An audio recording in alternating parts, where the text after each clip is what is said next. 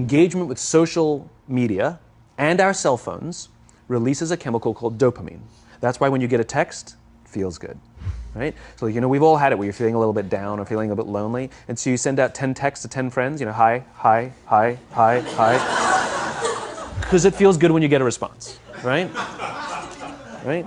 It's why we count the likes. It's why we go back 10 times to see if my Instagram is growing slower. Did I do something wrong? Do they not like me anymore? Right?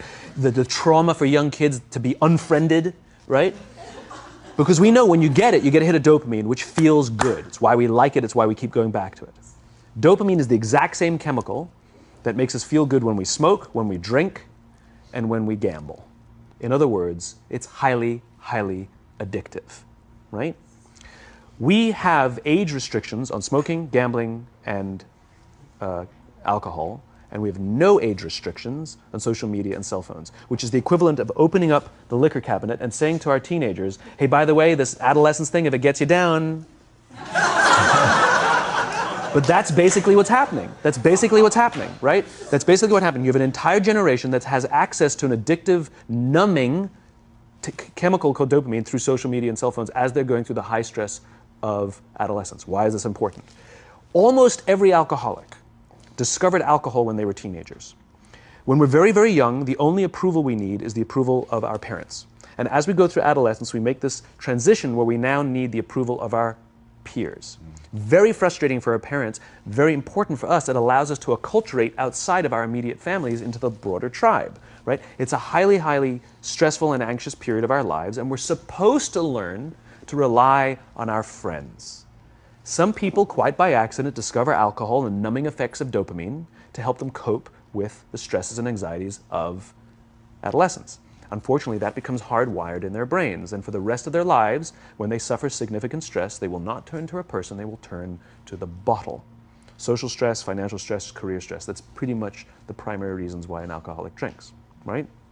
What's happening is because we're allowing unfettered access to these dopamine-producing devices and media, basically it's becoming hardwired, and what we're seeing is as they grow older, too many kids don't know how to form deep, meaningful relationships.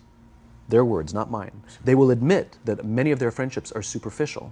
They will admit that their friends, that they don't count on their friends, they don't rely on their friends, they have fun with their friends, but they also know that their friends will cancel on them if something better comes along. Deep, meaningful relationships are not there because they never practice the skill set, and worse, they don't have the coping mechanisms to deal with stress. So when significant stress starts to show up in their lives, they're not turning to a person, they're turning to a device, they're turning to social media, they're turning to these things which offer temporary relief. We know, the science is clear, we know that people who spend more time on Facebook suffer higher rates of depression than people who spend less time on Facebook.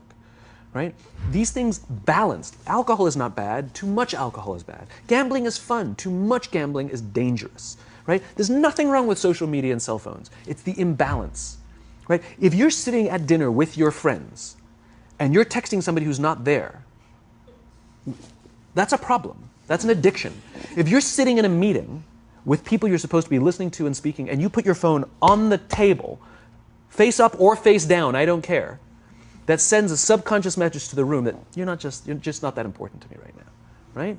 That's what happens. And the fact that you cannot put it away is because you are addicted, right? If you wake up and you check your phone before you say good morning to your girlfriend, boyfriend, or spouse, you have an addiction.